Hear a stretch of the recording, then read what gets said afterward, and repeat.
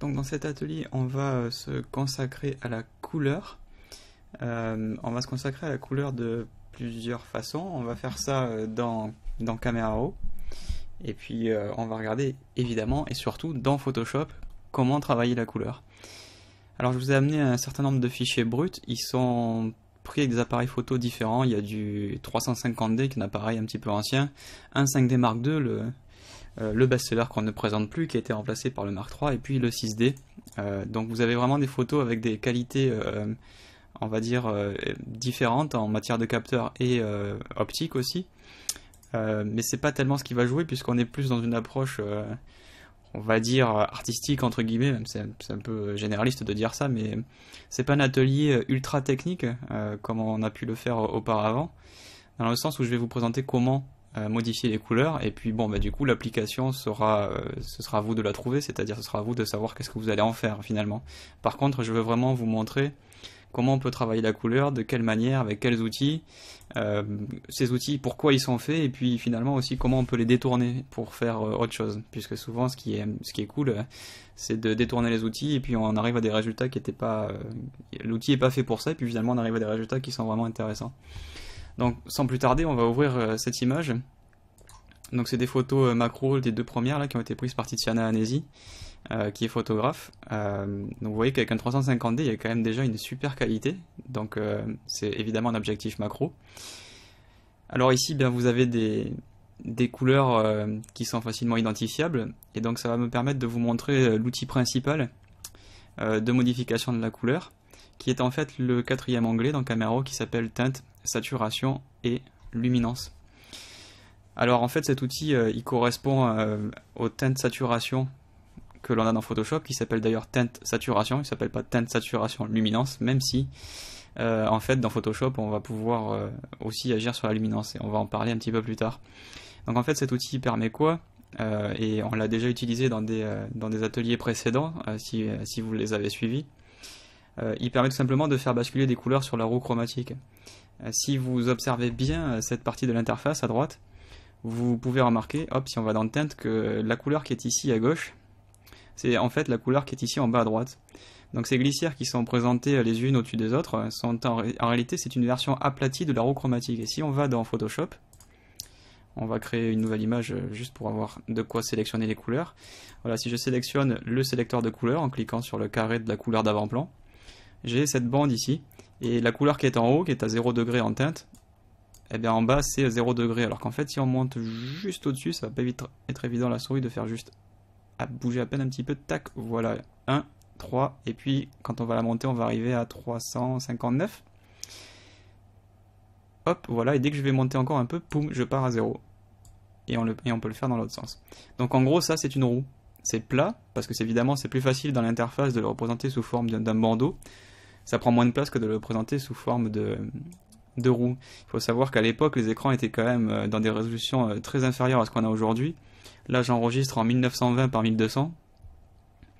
Les premières versions de Photoshop, moi je m'en servais en 800 par 600, donc ça fait beaucoup moins. Et donc forcément de représenter une roue dans l'interface c'était compliqué, puisqu'il y avait déjà pas beaucoup de place. Donc les ingénieurs à l'époque ont pris la décision d'afficher la roue sous forme plate, donc c'était plutôt bien trouvé. Et en réalité c'est un truc qui est resté. Et dans Camera Raw c'est le cas aussi. Vous pouvez trouver cette roue en fait à d'autres moments dans les autres logiciels de la Creative Suite, enfin en l'occurrence de Creative Cloud maintenant, notamment dans Premiere, dans After pour tout ce qui est colorimétrie, mais aussi par exemple dans Illustrator. Si par exemple je vais sélectionner, voilà, on va mettre une couleur quand même, bord rouge, remplissage jaune, ça fait un peu mal aux yeux mais c'est juste comme ça au moins c'est clair. Et quand on va là-haut, et ben là quand on va dans l'éditeur d'artwork, moi j'appelle ça les harmonies de couleurs, et bien on voit que ici la teinte Hue est aplatie, mais qu'en réalité ça correspond bien en fait à une bascule sur une roue chromatique. Et donc ça c'est quelque chose qu'on pourrait avoir maintenant puisqu'on a la place dans les écrans, mais bon finalement comme tout le monde s'est habitué, je pense que les ingénieurs ont gardé ce truc là. Mais c'est vraiment important de vous dire que c'est une roue chromatique. Pourquoi? Parce que pour comprendre comment ça fonctionne, on comprend mieux si on a en tête que c'est une roue. Et en réalité, je peux prendre les roues et leur dire de basculer un peu plus vers le magenta, et il faut savoir qu'ici le magenta il est en réalité en bas.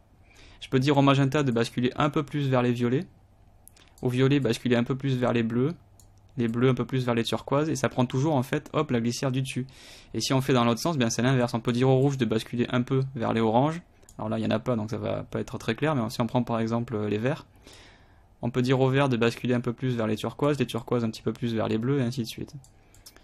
Donc là sur une image comme ça, comment on peut du coup changer la couleur? Alors si on sait pas trop quelle couleur c'est, pour la faire basculer, si par exemple ça je sais pas trop si c'est du violet ou du magenta, on peut utiliser un outil ici, il s'appelle la cible, alors réglage ciblé en l'occurrence, et qui par défaut est positionné sur teinte. Ça veut dire que quand on va survoler un élément, il va analyser les composantes de couleurs avec les couleurs primaires, et il va trouver tout seul le canal. Donc je clique et je glisse vers le haut, vers le bas, et il manipule les canaux qui sont concernés. Vous voyez qu'il a trouvé du violet, comme le violet bouge le plus, c'est celui qui est le plus concerné, et il trouve aussi un petit peu de magenta. Et donc en descendant, je ramène tout ça vers le bleu et le violet, et en poussant, en allant vers le haut, je ramène tout ça vers le rouge. Comme ça, ça vous fait le truc automatiquement. Donc vous voyez, je peux changer la couleur de cette fleur très facilement avec un simple glisser-déposer. Je pourrais très bien aussi lui dire de ne pas travailler sur la teinte mais la saturation, c'est-à-dire en gros, est-ce que les couleurs sont plus ou moins saturées, plus ou moins vives en langage, on va dire, vulgarisé. Mais le teinte exact, c'est la saturation. Et donc ça va faire pareil, si je descends je vais désaturer, et si je monte je vais au contraire saturer pour avoir une image très très bleutée. Donc vous voyez que ça marche quand même particulièrement bien, et on peut faire la même chose sur le vert, qu'on peut désaturer ou qu'on peut au contraire rendre très saturé. Et si on compare avec l'image d'origine, vous voyez qu'on a radicalement changé les couleurs, et ce de manière très facile finalement, quoi. On a pu faire ça avec un simple glisser-déposer. Donc ça c'est un outil qui est aussi présent dans Lightroom, bien entendu, la cible. Donc vous pouvez faire ce que je viens de faire là dans Lightroom sans aucun souci. Alors il y a encore des zones qui sont un petit peu violettes. Si on les survole, on va retourner dans teinte. Vous voyez que d'ailleurs le fait de changer d'onglet change automatiquement le mode de la cible. Si je suis dans teinte, il se met en teinte. Si je mets en luminance par exemple, vous voyez qu'il se met en luminance pour éclairer. Et là on peut révéler un petit peu de vert. Alors si on va trop loin, on finit par faire apparaître des halos et des liserés, donc il ne faut pas non plus trop pousser le truc. Et voilà comment on change les couleurs avec le TSL, sachant que si on parle de couleur, on va parler aussi un petit peu de noir et blanc, puisque l'absence de couleur, ça vient à faire du niveau de gris. Et du coup, là c'est le même système, avec la cible, on peut choisir quelle couleur devient claire et quelle couleur devient foncée, pour sculpter notre noir et blanc. Et donc on va glisser, déposer, et vous voyez que là je peux rendre les fleurs, les pétales plus ou moins foncés. En l'occurrence ça marche mieux quand elles sont un petit peu gris clair, et pareil pour ici les bourgeons que l'on peut rendre plus ou moins foncés. Alors ici c'est une image qui a deux couleurs, donc finalement on n'a pas beaucoup de choix, mais on peut créer des noirs et blancs très différents avec cet outil, on peut vraiment expérimenter. Donc on va cliquer sur terminer, puis on va regarder sur ce que ça donne sur une autre image, par exemple celle-là. Celle-là on va lui changer le ciel aussi tout à l'heure, ça va me permettre de vous montrer au passage comment faire correspondre des couleurs entre elles, entre deux visuels, pour pouvoir faire un petit compositing. C'est aussi quelque chose qu'on a déjà fait dans un atelier, mais là on va vraiment se concentrer sur les outils de couleurs. Donc là sur une image comme ça, il n'y a pas beaucoup de défauts, elle est plutôt bien exposée, elle est nette, elle est clean, il n'y a pas de problème. Elle pourrait être un petit peu plus, si on prend ici l'histogramme et qu'on pousse vers la droite, vous voyez qu'on peut pousser les tons clairs pour sortir un petit peu plus de lumière. Il y a un petit voile qui est un petit peu terne, mais bon, ça se corrige très facilement. Donc ça me permet de vous montrer que oui, on peut agir sur les glissières, mais on peut balader l'histogramme directement là-haut pour le pousser. Donc cette image elle est cool, mais les couleurs mériteraient d'être un petit peu plus péchues, et ça me permet de vous montrer une méthode très simple dans Camera Raw, et qui marche aussi évidemment dans Lightroom, c'est la vibrance, qui est en fait une saturation relative. En gros ça va saturer ce qui est déjà saturé, et si on désature, eh bien on n'a pas une image qui est en niveau de gris, on a une image où il reste encore quelques couleurs, c'est-à-dire les pixels qui étaient déjà très saturés ne seront pas complètement désaturés parce qu'ils étaient trop à la base. Et quand on va en positif, pareil, ils ne seront pas trop saturés parce qu'ils le sont déjà. Donc c'est une saturation intelligente qui va saturer beaucoup plus ce qui a besoin de l'être que ce qui l'est déjà. Et évidemment, la saturation dite normale est une saturation absolue, puisque elle ne tient pas compte de la saturation existante des pixels. Et donc à moins 100, elle va enlever toute information de saturation, donc on obtient une image en niveau de gris. Et quand on va mettre plus 100, eh bien ça va solariser, c'est-à-dire qu'il y a des zones qui sont très saturées, vous voyez, qui finissent par solariser, et ça va écreuter les détails. Et ça donne une image évidemment qui visuellement est pas très attrayante, et en plus on perd des informations. Donc vous pouvez vous dire, bah alors du coup la saturation elle n'a pas d'intérêt, on va jamais l'utiliser, si elle est destructive à ce point-là, c'est pas génial. Bah, il se trouve qu'il y a quand même des moments où c'est tellement désaturé que la vibrance va pas faire grand chose. Et vous voyez que sur le ciel ici, bah, elle a du mal, la vibrance, à aller pousser le ciel dans des valeurs qui sont suffisantes. On va prendre par exemple vite fait une autre photo comme celle-là. Et cette image, quand on pousse la vibrance, vous voyez que ça a bien fait sortir les couleurs, mais c'est pas encore vraiment péchu, puisque la saturation est quand même de base assez faible. Donc en fait, si on pousse ici saturation, on va avoir un résultat beaucoup plus attrayant.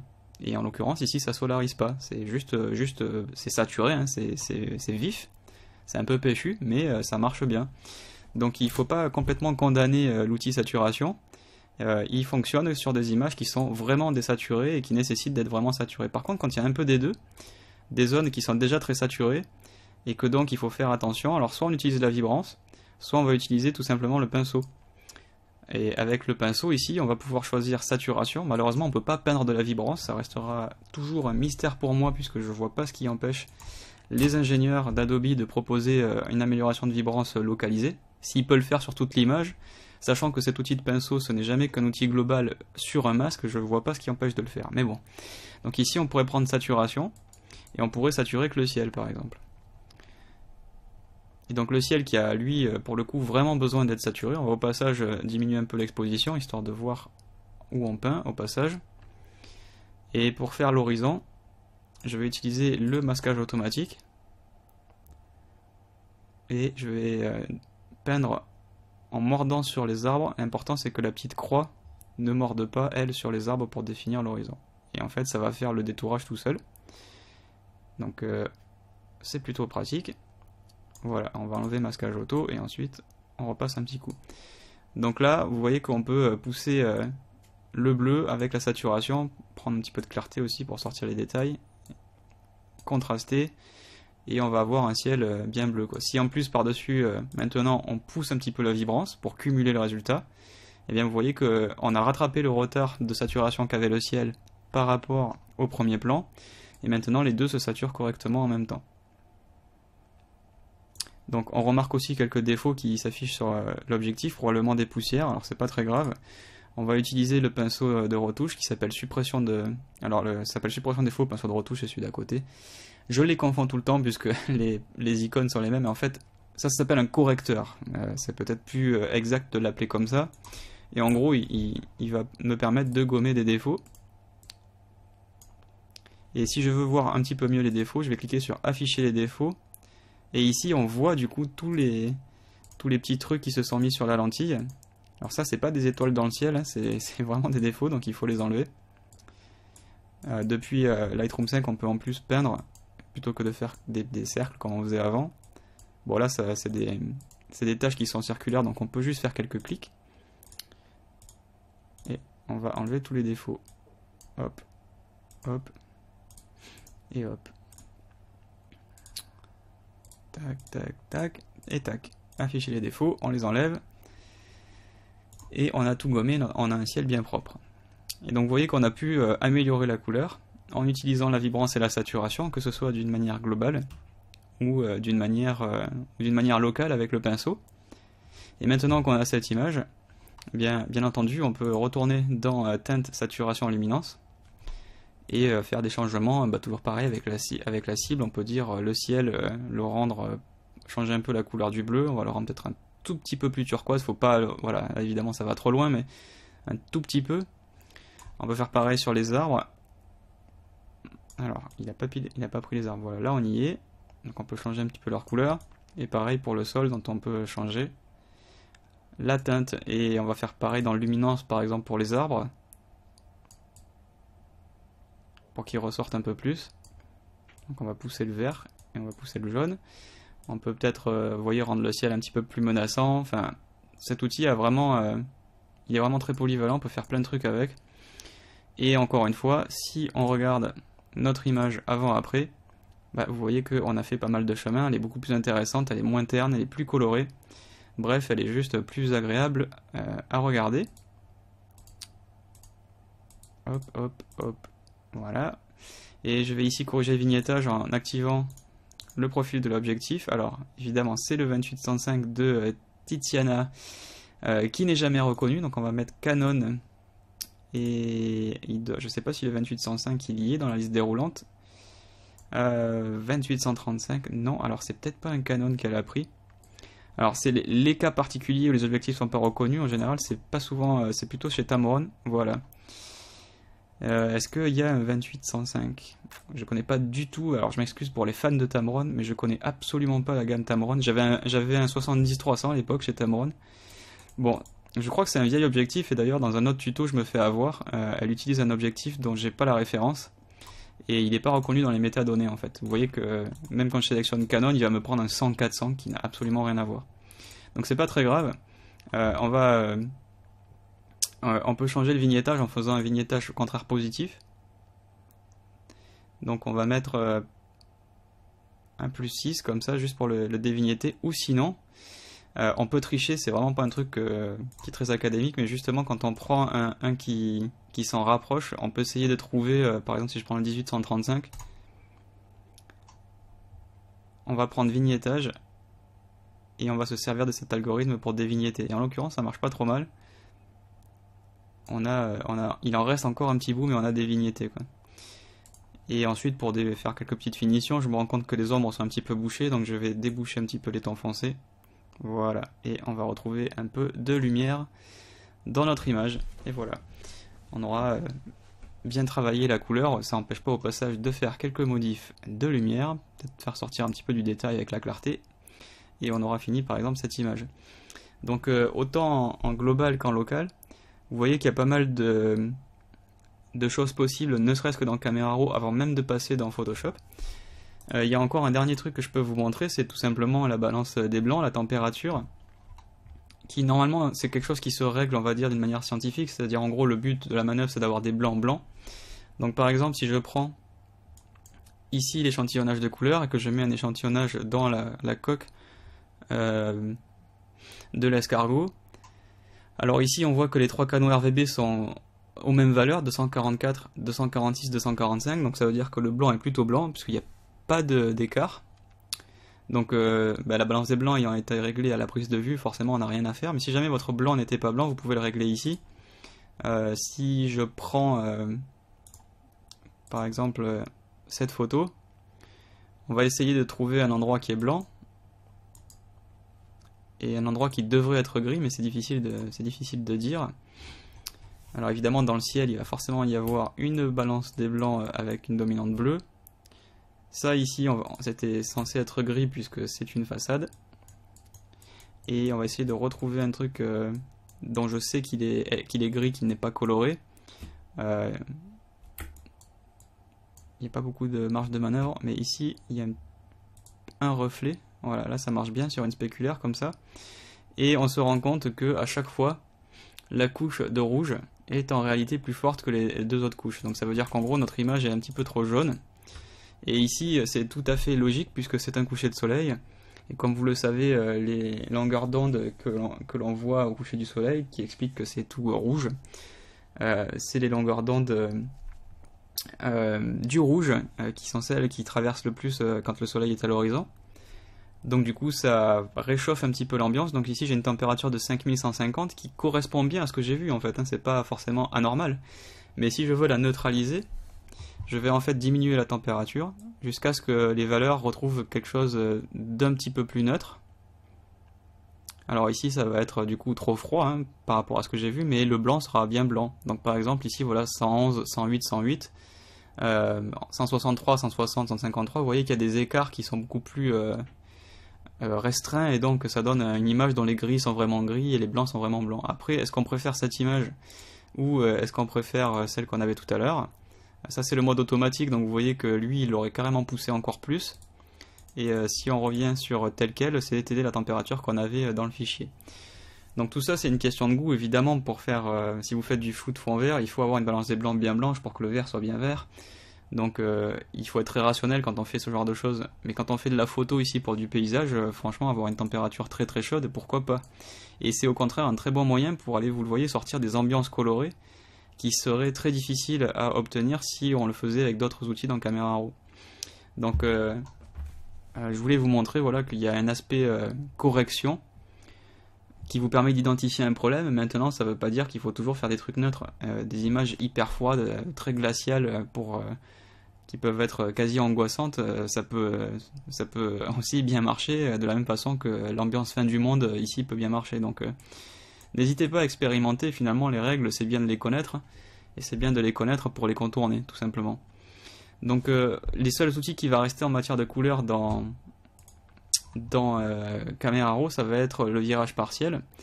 Donc si je prends l'image que l'on a modifiée d'origine, là, la première, le virage partiel ça va être ici le 5e onglet.